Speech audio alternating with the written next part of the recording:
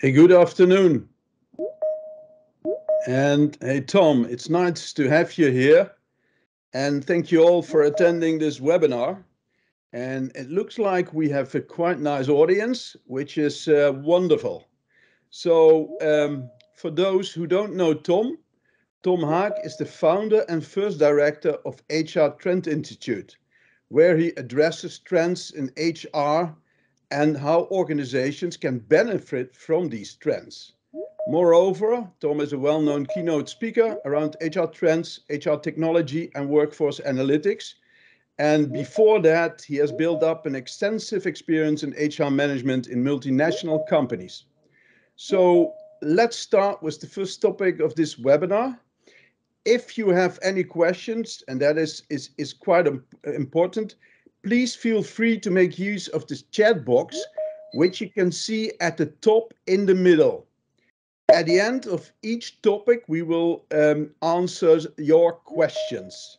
So please make use of the chat box, and after that, we will get back to you with answers.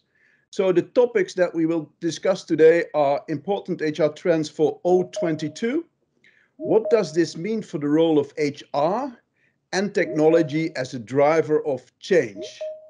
Let's pick the first one, important HR trends for 2022. Tom, what is your top three? Well, thank you, Mark, for having me in this webinar. I'm very glad I'm able to be here. I think we should also say that this webinar is recorded. So if you ask questions, your question will be on tape. If you might be visible, I don't think so, but you're also in the recording. So just a warning and also a message, because you can spread the webinar afterwards, I think. So this is...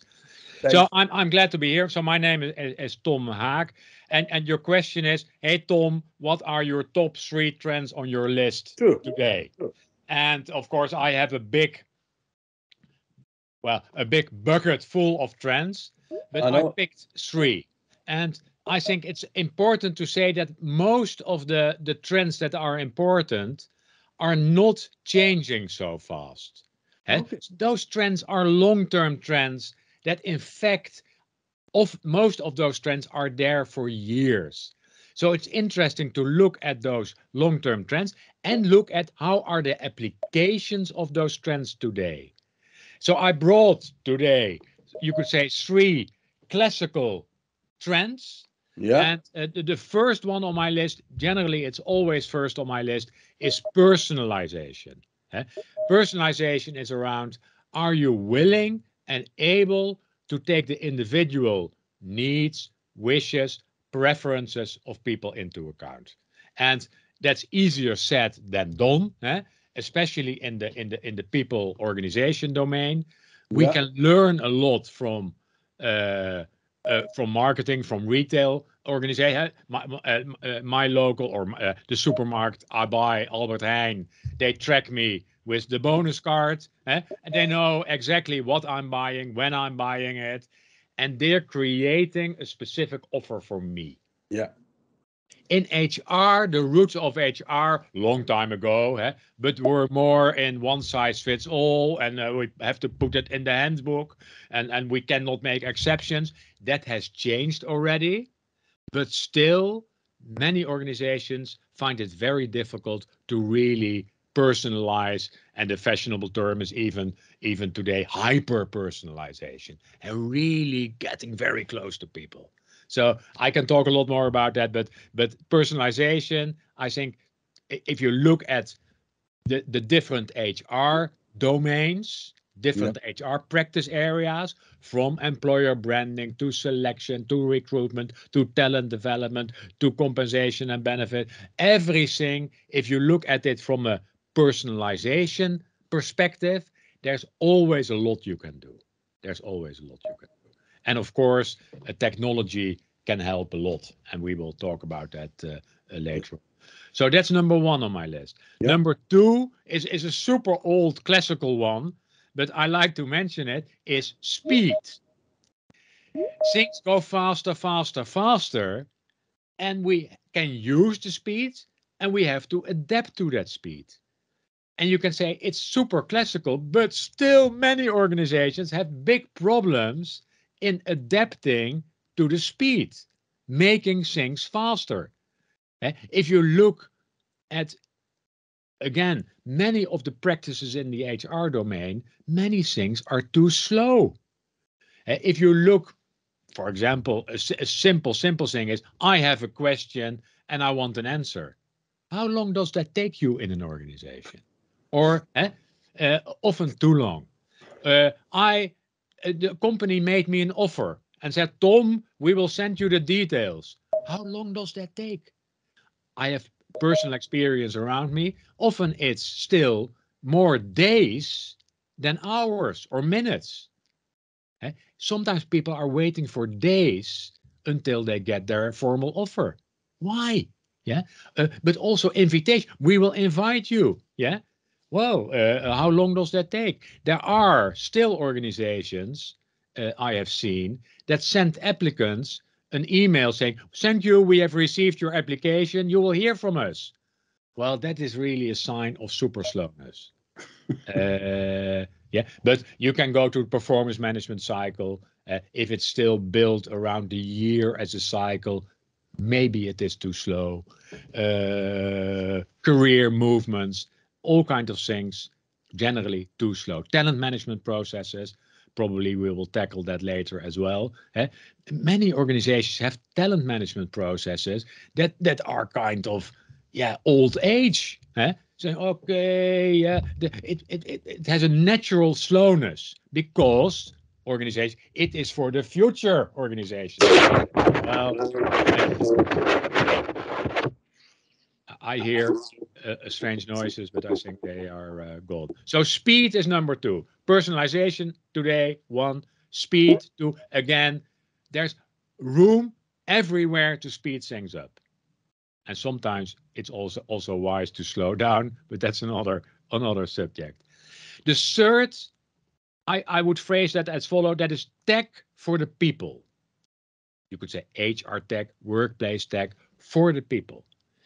And we have seen, and we will discuss that later as well, that most technology, most HR technology is not for the people, but for the organization.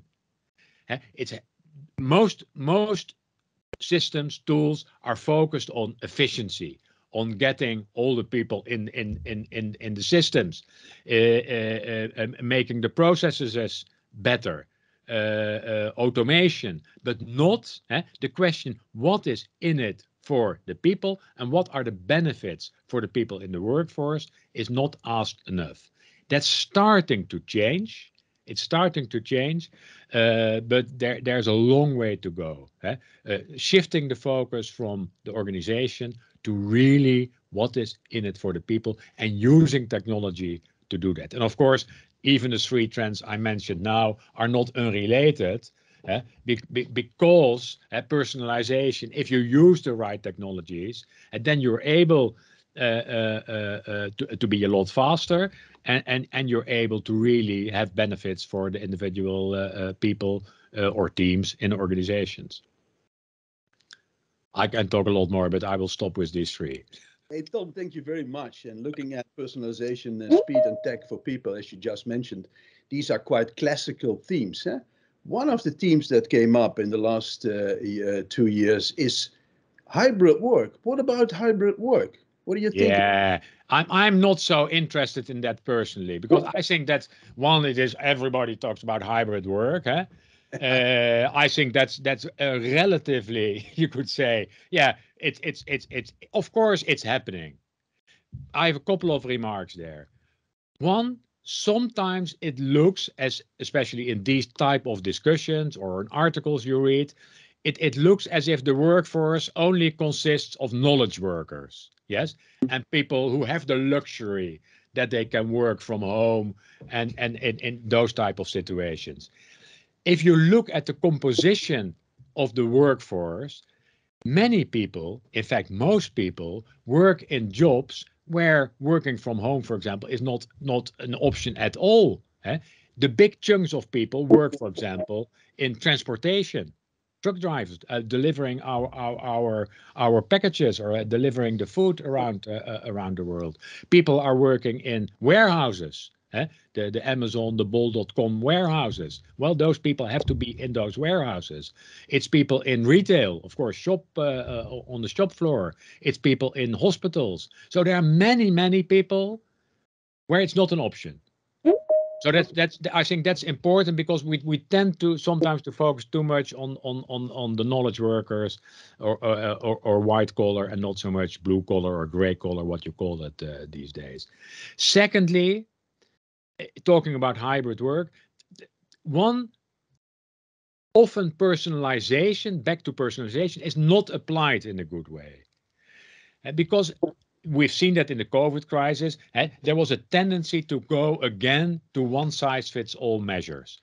Everybody has to work from home, or what we hear now is you can work out of home 3 days per week or 2 days per week, or everybody should be in the office on Friday. So one size fits all. While if you look at a couple of dimensions, for example, the characteristic of the work, if you look at the personality of people, and some people have a personality that is not very suitable for working alone at home in your attic. Yes. So there, but also the home situation in itself is important. If you live small and don't have room, it's different from people like myself who have a big house with many rooms where I can work. So personalization continues to be important, also in let's say the hybrid ways of working. There is research that has shown that, especially, for example, if you look at the characteristics of work, so for example, innovative, creative work, yeah, but also people in R&D, yeah, that they benefit a lot from being in close proximity with the people they work with. For example, an element that is important in innovation is what they call casual collisions. Casual collision is you meet someone coincidentally in the corridors, in the restaurant, in the hallway, and you have a small conversation, and suddenly you think, hey, this is interesting. I did not think about it. Or I meet you at the coffee machine, Marc, and I say, hey, Marc, I'm a little bit stuck. And you say, well, I've done similar things for another client. Maybe that's helpful for you. Many of those type of interactions are very difficult to replicate in, you say non-live sessions. yeah. So there is all, but that has to do with the characteristic of work. So if we are able to really personalize also in hybrid ways of working, I think then we can have a win-win situation. But I don't like organizations that, again, go to very general measures like you have to work from home 3 days per week, or you have to be in the office on Friday, etc., etc. To me, it's quite clear what you think about hybrid work. I do agree with you that the knowledge workers are the sort of focus group. And especially if you look at one size fits all, we are trying to put it all in one size. That's absolutely true. Another theme that come across, and that's something which is on the table for already a couple of years now, is purpose. What about purpose? Yeah, and then I have to be very careful because also purpose is not on my list. You could say of hey, I know. trick again. A little bit similar remark up front as I made with the hybrid workforce, because there are many people who are in situations where they need food, they need shelter, they need safety for their families. And if you talk about them, hey, are you working close to your passion and what is your purpose? I find that sometimes a little bit insulting. So that's the front remark. Let's be careful. Yes, it's again a little bit. It's important, and that's why it's on my trend list as well. One of the longer term trends is the expectations of people of work, and not only work, but the organizations they work for are increasing. Okay. And more people want to work for organizations that really make a difference in Yeah. the world. Yeah. And that is a long-term trend. It's becoming more important, and you have to take that into account.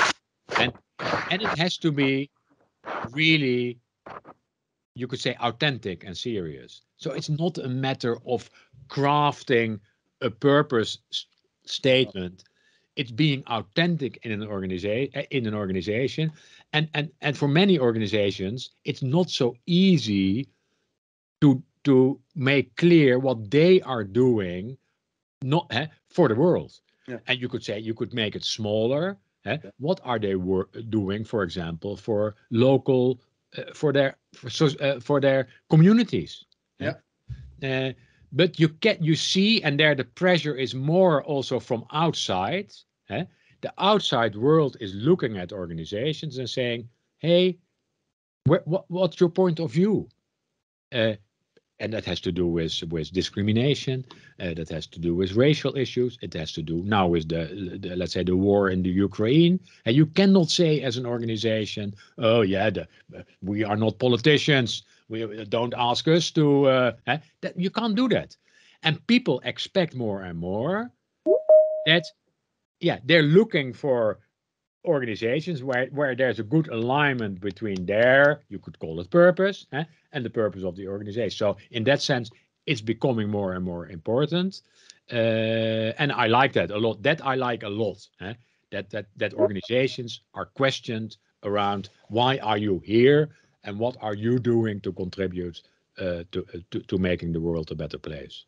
Yeah, I think it's a clear story, Tom. And looking at time, Yalisa, are there any questions from the chat? Yes, there are. I will start with the first one. Isn't hybrid working not just a way to manage work-life balance and not just a subject on its own? Tom, I think.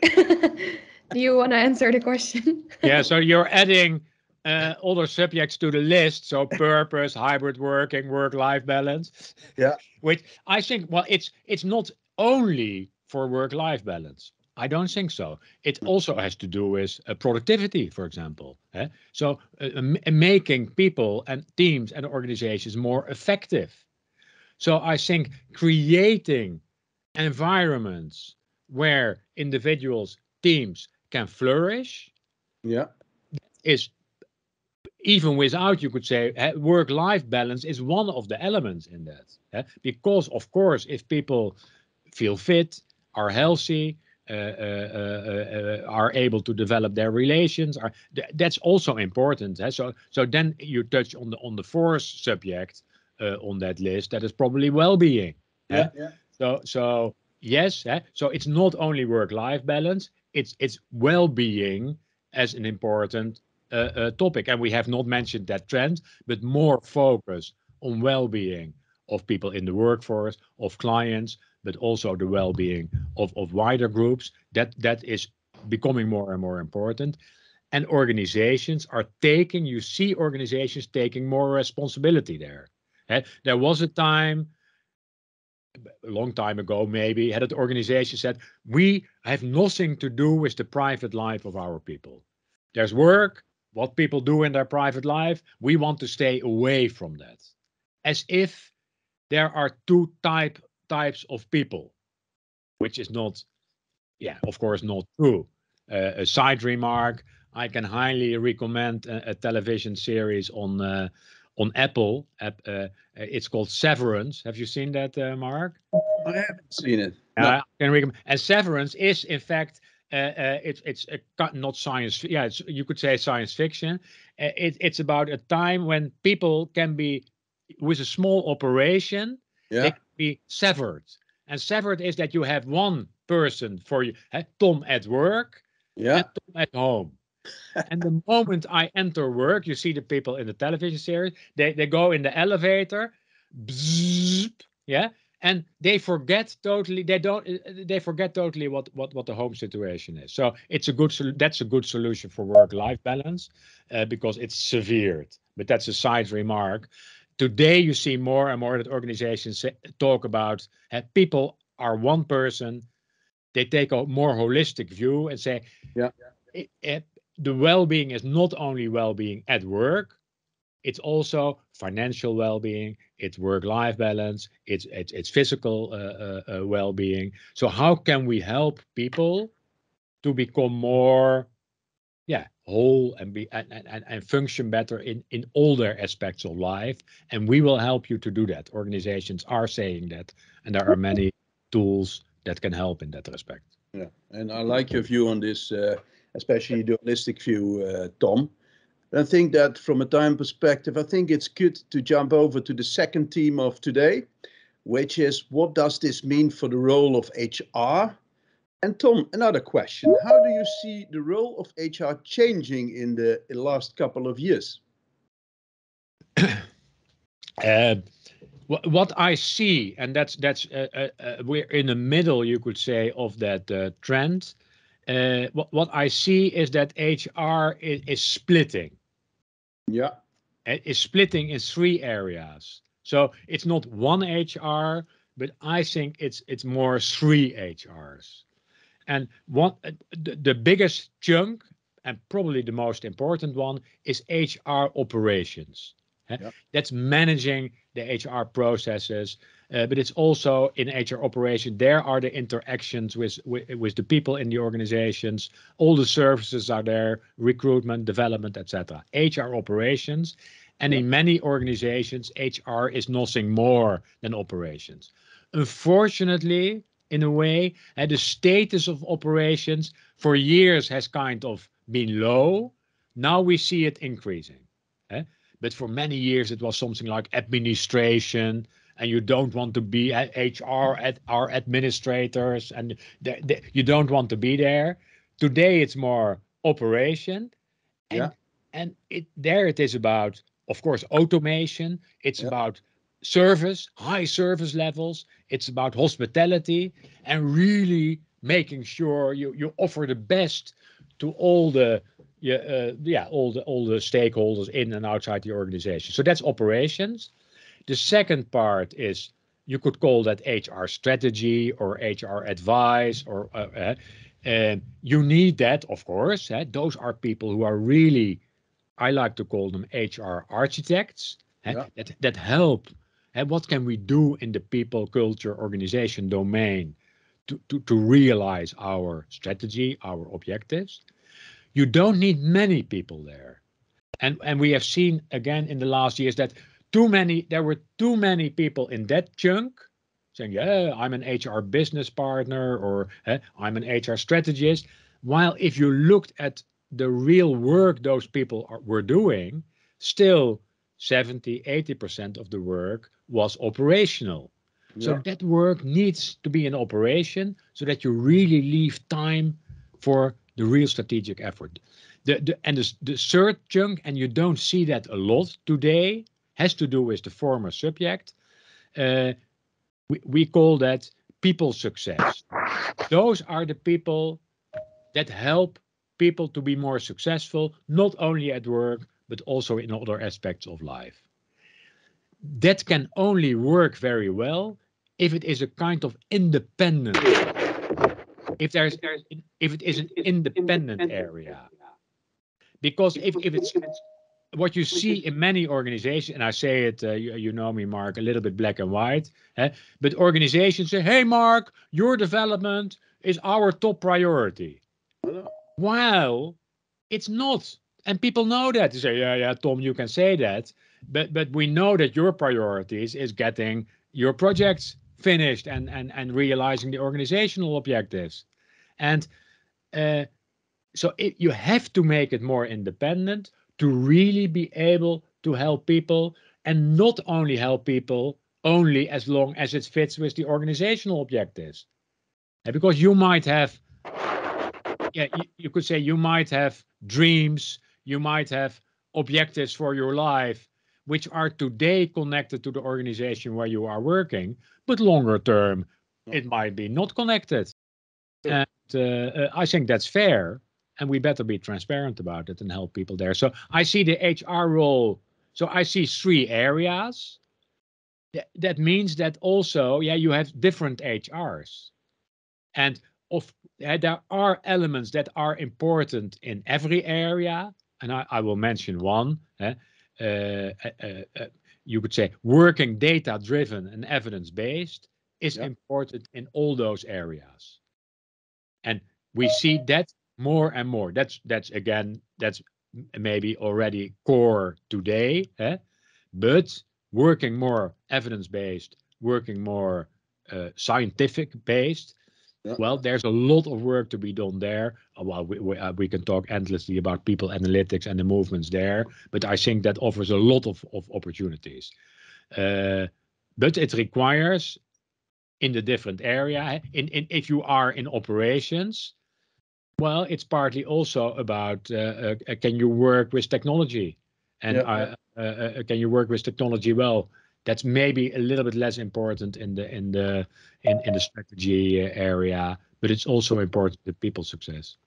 Yeah, it's what you just mentioned, Tom. I think that data-driven and evidence-based is what we see across companies that it's coming up, but we have to improve quite a bit still.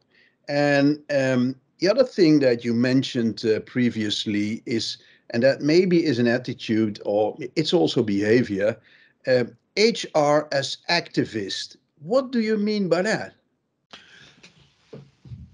Well, and it's a dangerous, it's always a little bit a dangerous subject, but what we have seen, and well, we can read in the newspapers or on television every day about terrible things that happen in companies. In the Netherlands, there are numerous examples in media, there are examples at universities. Recently, there was in the UK, for example, the issue with P&O ferries. I don't know whether you read about that.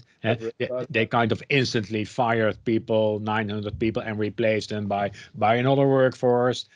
Well, those stories, if you read stories about what's happening in warehouses of Amazon and other companies, well, you don't like that. No. If you read about salary differences, recent reports showing again and again, salary differences between men and women are still substantial and only changing a little bit. Yes? So there are many things, and I always ask myself the question, where was or where is HR in those organizations? True. If I read books about those type of organizations, well, HR never appears in the books or the articles. Are they bystanders? That's what you don't want to be. Or, and that's where, are they real activists?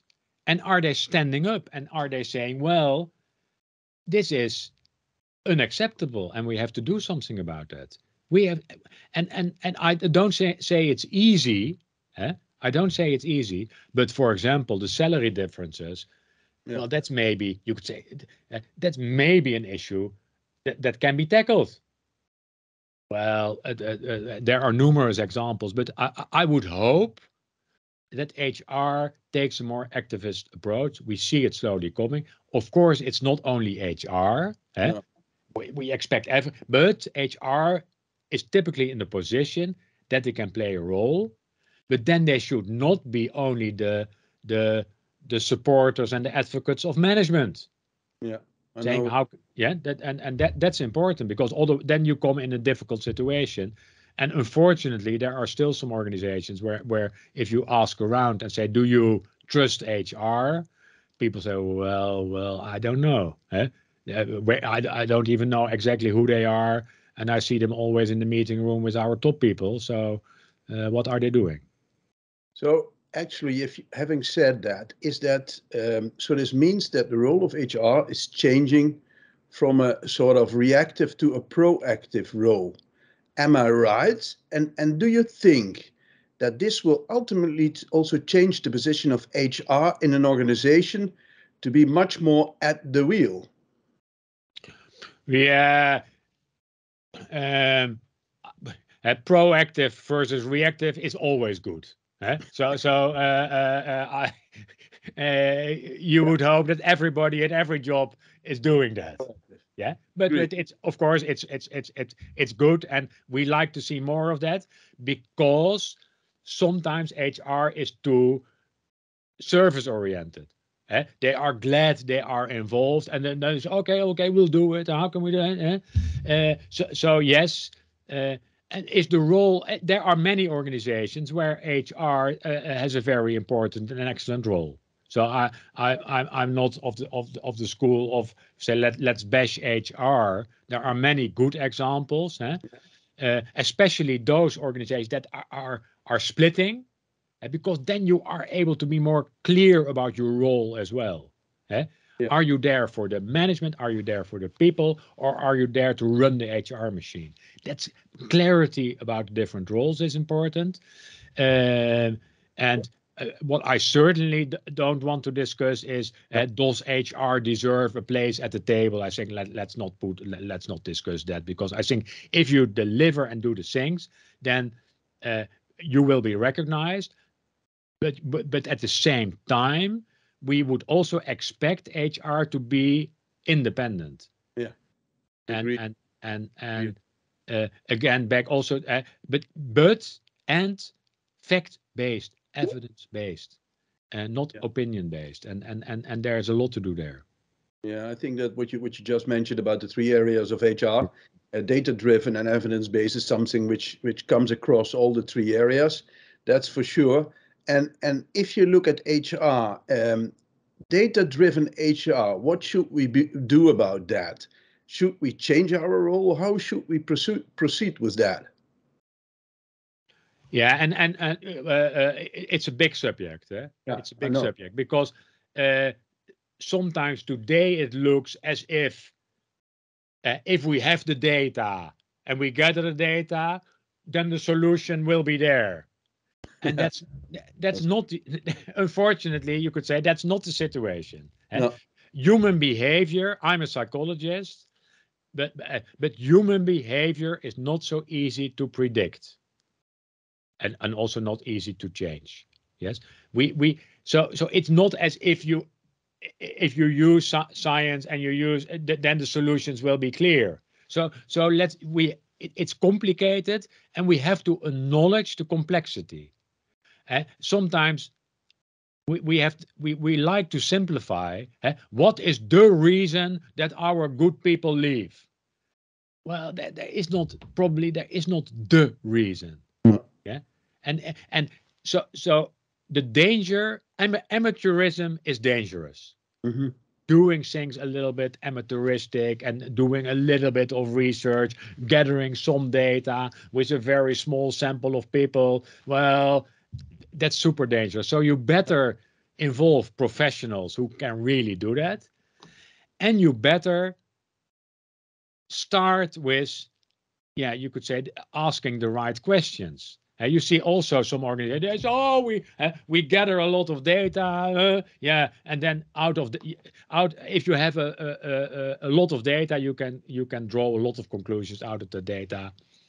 Very dangerous. Yeah. Science. Sorry,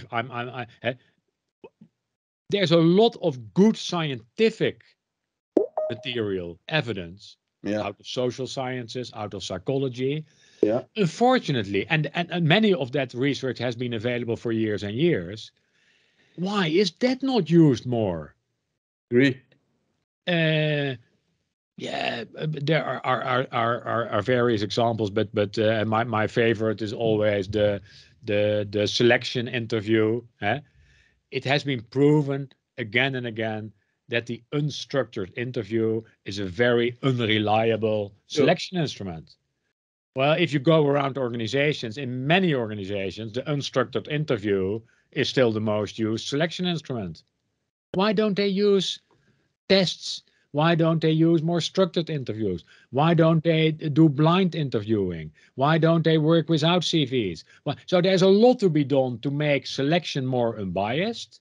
Yeah. And there's a lot of evidence, scientific evidence, how you can do that in a good way. Mm-hmm. What the adaptation is, I don't know how you see that, is rather slow.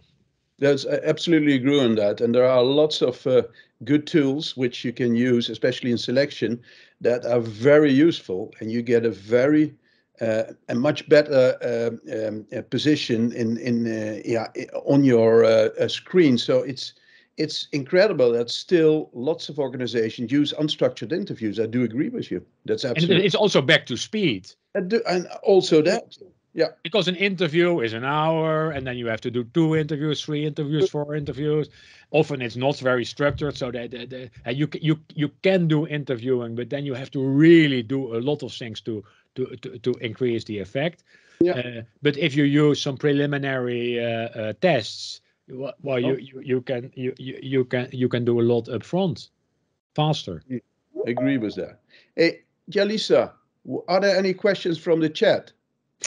Yes, there are many, but I just Very good. saw one that I really liked.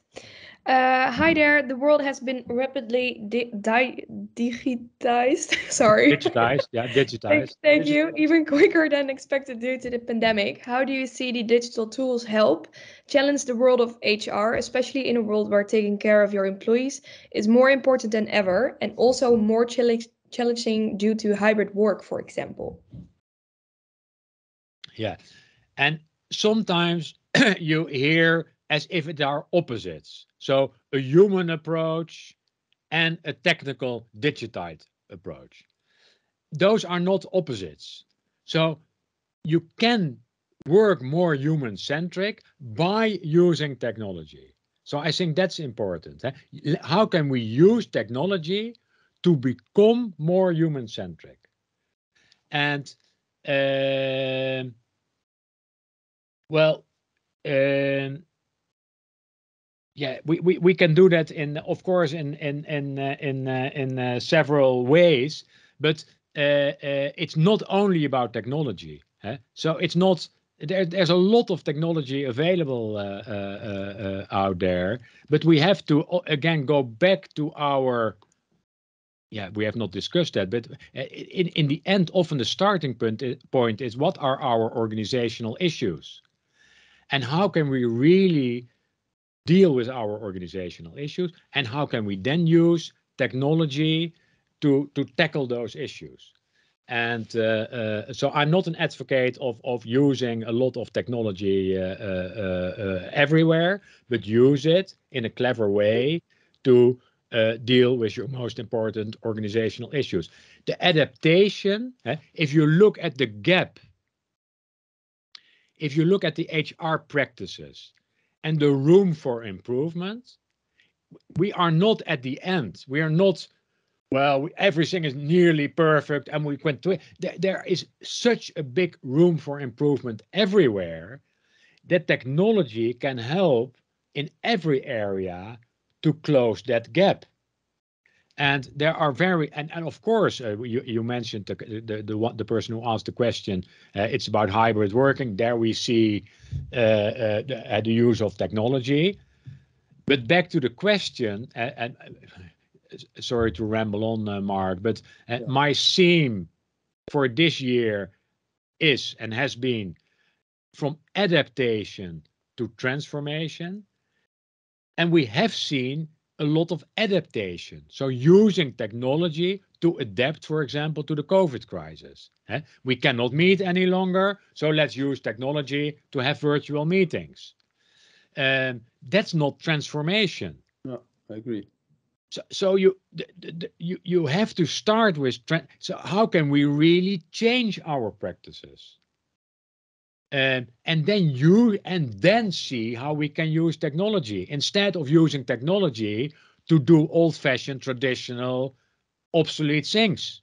And that's happening a lot, to be honest. So I see a lot of HR tech in the HR arena that is used to automate obsolete practices. Yeah, I agree. So yeah, it's a long answer, but it's a good question. It's a long answer, but it's about transformation, not adaptation. It's about using technology to close big gaps and using technology to be more human-centric.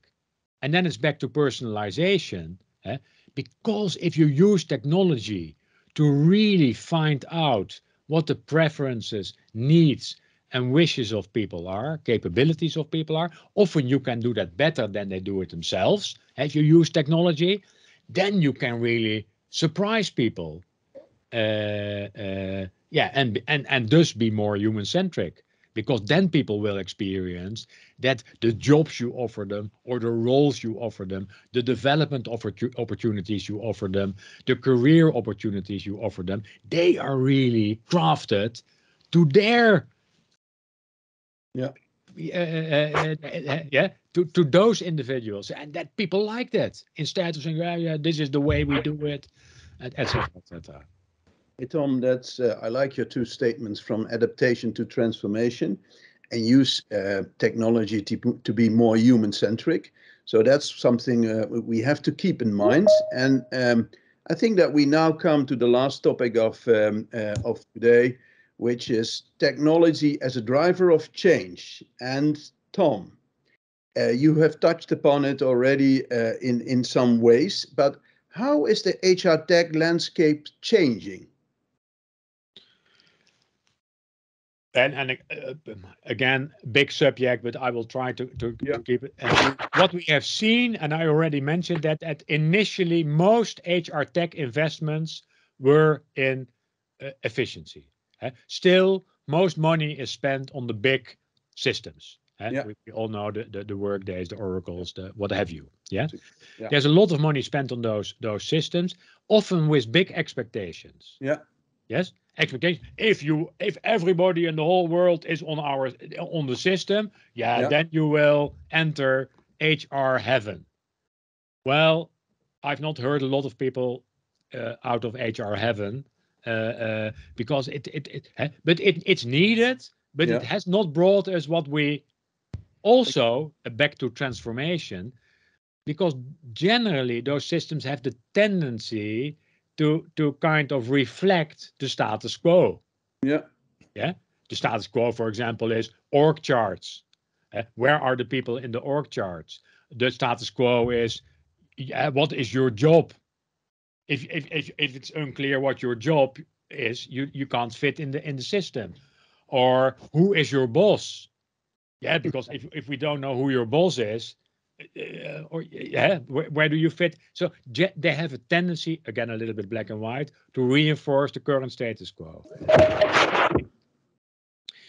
Then you see HR tech investments initially, still today a lot, in areas that people understand well. Recruitment and selection is an area that people understand. If you say to organizations, we can help you to find good people faster, quicker, then organizations are willing to invest in that technology. And also because there is urgency. Urgency, we need people now. Development, learning and development is often a little bit less urgent. You sense that. Of course, it's important, but is it important now? Well, maybe not. So there, the movement now is but of course, we still need the big systems. We need a lot, and there are a lot of fantastic solutions in the recruitment and selection area. Now you see it moving into other areas, and for example, one of the promising areas is learning and development, where again go to the gap. Most learning and development is not personalized. It's not using technology in a clever way. So there's a lot of room for improvement, supporting what is called learning in the flow of work. Learning in the flow of work is how can we really get very close to the actual work that people are doing, and then support them with micro-learning solutions, helping them, supporting them to do that work better.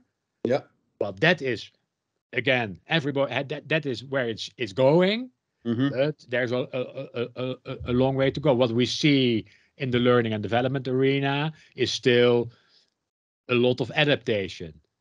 Catalogs, online learning catalogs. So if you want to learn something, you go to that catalog. Well, that is not transformation. That is adaptation. It's helpful, but that is not the solution to learning in the flow of work. Well, there are other. So that in every area of the HR arena of the employee journey, there's technology. and we are only at the beginning, I would say. Yeah, It's, and if you look yeah, at for the traditional, the central HCM systems, yeah, and lately we have seen that EX coming from CX, customer experience, employee experience, and talent intelligence solutions. How about these two? What do you think about that? Because it looks like these are quite important technology layers right now. no, it's absolutely so. So, of course, we can talk about both. Employee experience is becoming more and more important. Yeah, Again, I stress it has to be connected to personalization. And what you see that still many organizations have difficulty with that. Also, the systems you mentioned, because they have there's a tendency to say, okay, we need an employee experience. Well, we'll design one. Yeah. yeah, And here we go. And well, that has the tendency to lead to one size fits all type of solutions. I have a collection on my website, on our website, of employee journey maps. yeah, Many of those maps, for example, the most used metaphor is a highway. Yeah, yeah, a highway as a picture of the employee journey. For some people, that might be an attractive metaphor, but there are many people for which the highway is not a very attractive metaphor. So there is not the journey.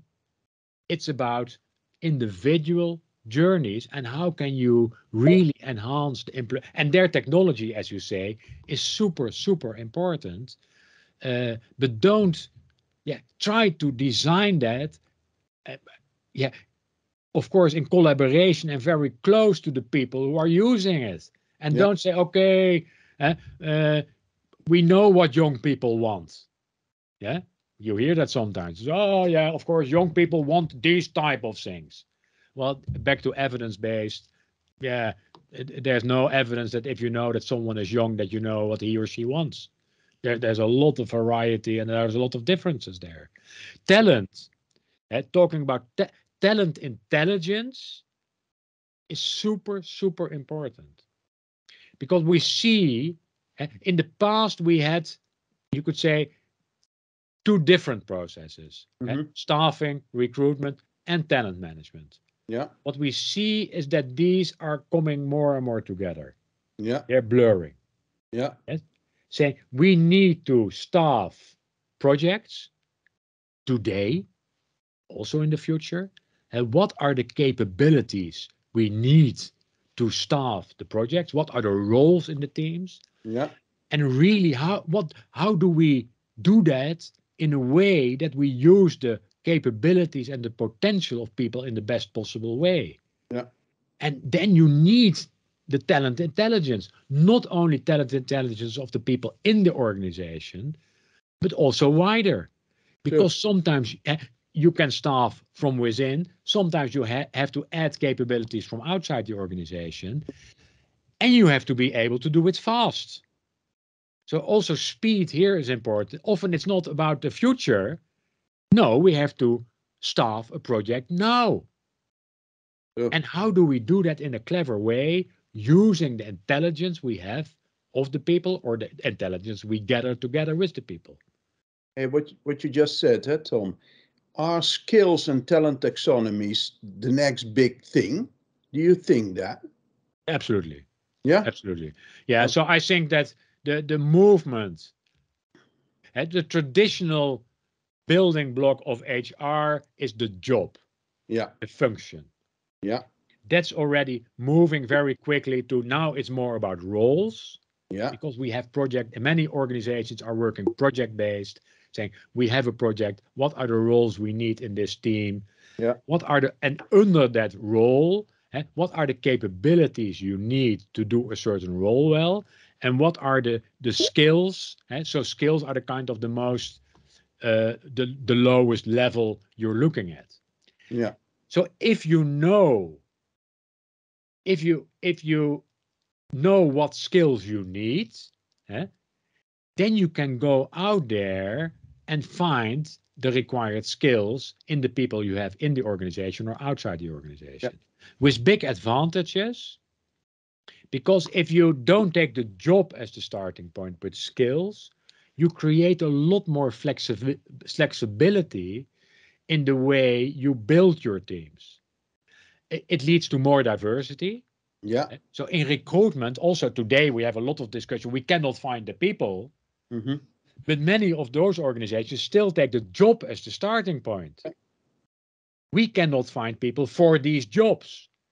So maybe you organize yourselves in a different way, because then you can find out that some skills are more scarce than other skills.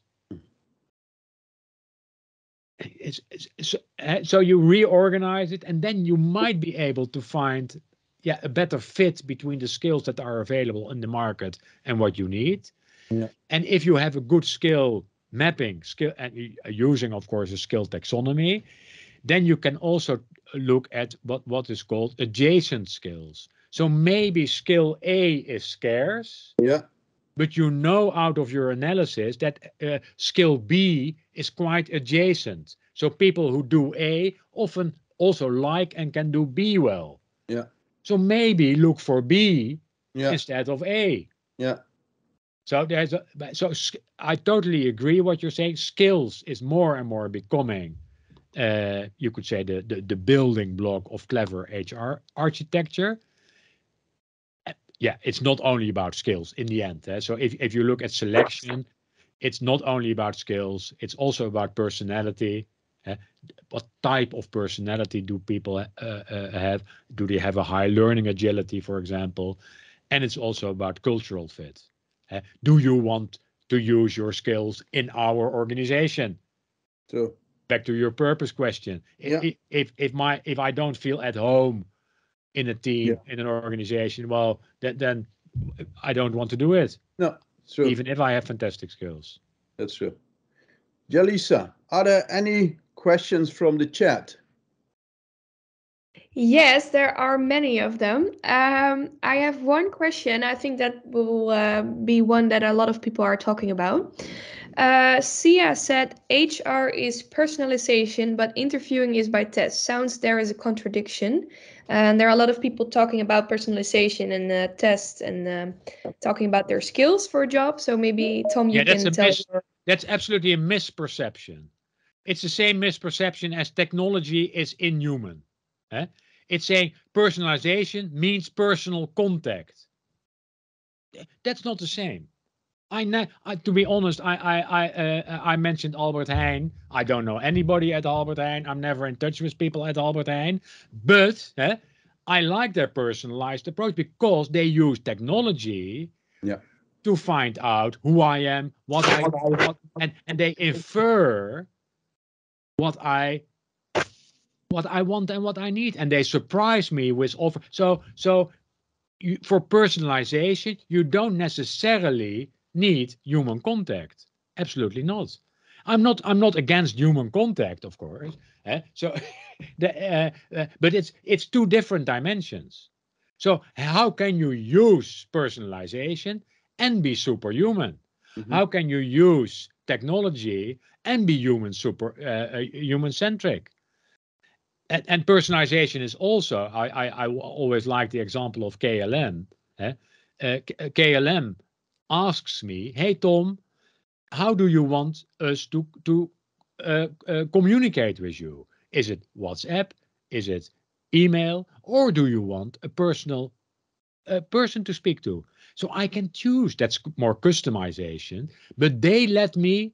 I like email. I like WhatsApp. I don't need to, or Twitter. I don't need to speak to an official at the KLM desk. But if you want it, you can do it. Maybe it costs a little bit more if you take that solution. So I think it's a good question, but it's not that personalization is against human touch. Another dimension, which it's not the same also as individualization. Some people say, hey, personalization, is that not against teamwork? No, it's not against teamwork. It's using personalization to create better teams. So yes, you can be very team-based and very personalized. It's not the same dimension. Okay, clear, Tom. Jalisa, do we have one last question? Yes, let me look. Someone said, I think, oh no, I had a better one. Wait, give me 1 second. Yes, We're happy to long. all answer all the questions. Questions. Yes, so where do you think the personalization should go? I'm thinking choose your own benefits package, watch your deals, set hours, or do the job and finish. The last thing I don't understand completely, but Set hours or do the job and finish. yeah. So of course, personalization in the comp and ben area is also one opportunity, and that's a classical area. Generally, it's more customization. It's saying, okay, what do you want? A car, a bicycle, a parking space, more money, less money. So there, you see that in that area, well, the appetite for people to customize a lot is generally not super big, surprisingly. So most people say, okay, well, I like what I have. Good luck. But if the question is, where do you best use personalization? I would use it in your most urgent burning organizational issues. So, for example, going back to that's the last remark I will make, but going back to if you say we cannot find the people, then I would really try to find out what the wishes and the needs of the people in that critical area are. What are the wishes and needs of the people in the critical area? And how can we really make our offer as attractive as possible for that specific group instead of doing it for everybody? So focus on your strategic most important areas and use personalization to stand out from your competition. So there's numerous opportunities, but always connected to your burning issues, because it doesn't make sense to do everything at the same time everywhere. No, I agree. I think that we are running to the end, so we don't have many minutes left anymore. So, Tom, I would like to thank you very much for being part of this webinar. And I would like to thank everybody for attending. And when you want to know more about Talent and Challenges or TMA, the talent company, please feel free to reach out to info@tmamethod.com or just reach out via LinkedIn to myself. So thanks again. Enjoy the rest of the day. Until next time. Bye-bye.